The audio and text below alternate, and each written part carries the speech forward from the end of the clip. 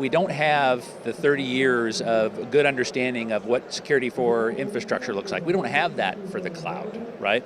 We also don't have 30 years of knowledge of how is the adversary going to attack the cloud. One of the things we all ought to understand is that the answer to how do we protect cloud is going to be something completely different than what we had on premise.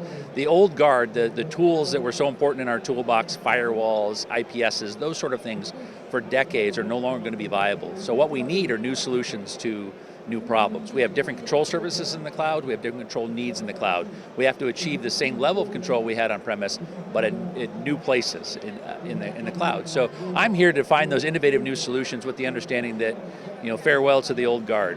All right, so I'm intrigued. What is the kind of thinking that you're seeing, and maybe kinds of solutions, but just general thinking towards cloud security that you think is a different, innovative, out-of-the-box way of thinking of it?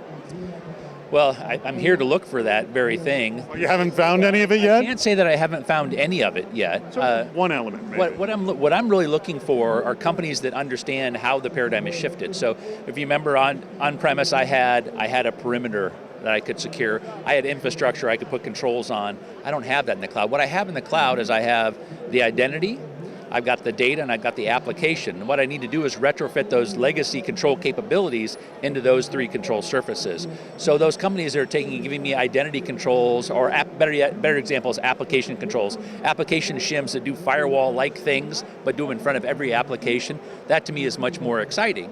Right, because that's somebody that's understood the paradigm shift, and if I ever get to the native cloud, zero trust utopia I'm looking for, I have to apply those controls there and no longer have a firewall. I might not have a firewall again. My dream is to never have to buy another firewall, right? But I still need that control capability, I just have to get it in different places.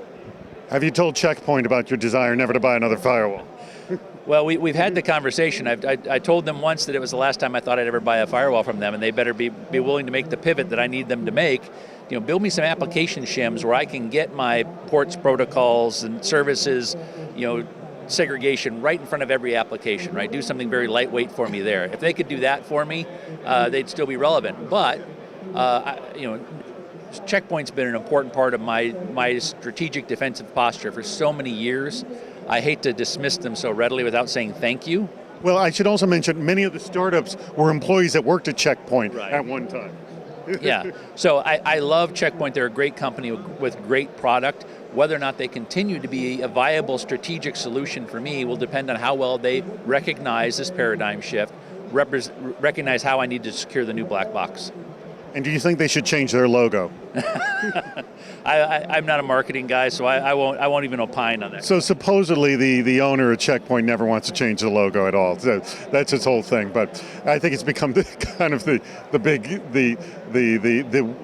unknown or known joke in the industry is that logo. I hope that's the biggest problem they have to solve, but I suspect there are bigger ones they need to worry about. Oh yeah, trust me.